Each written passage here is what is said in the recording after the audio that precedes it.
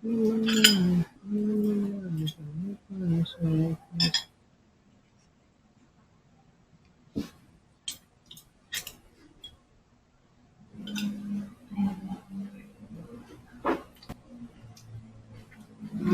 report ng Marcos. 17. Ano ba ngayon? 15. Wednesday. Tapos in special session on 17. Ayan yun, yun yun. Eh, wala pa lang ngayon.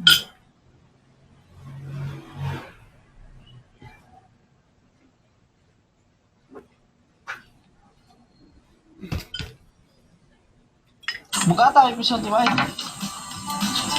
Kahoy kanyang episode mga tuba. So bali yung mga ginawa ito ba ay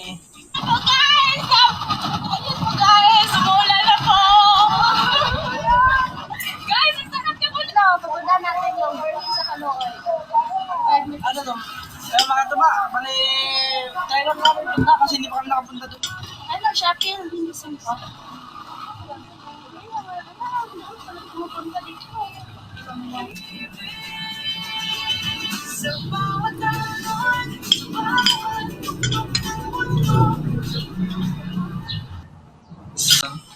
So ayun na. Lilinisan na lang ito mga tuba.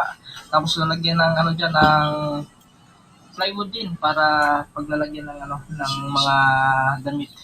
Yan. So yun na lang guys. Plywood at saka kahoy.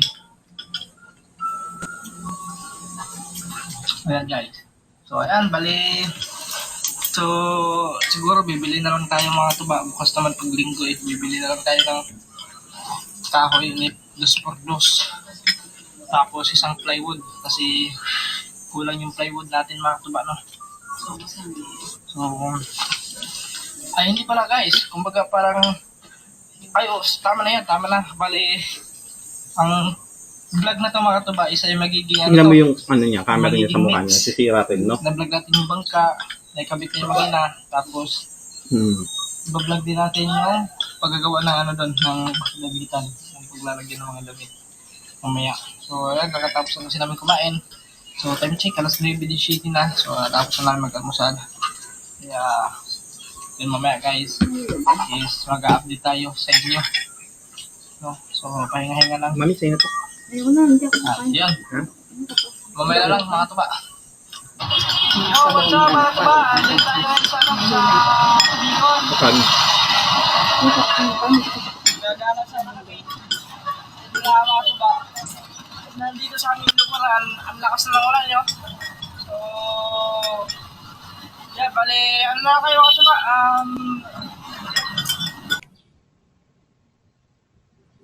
Okay guys, back to the vlog.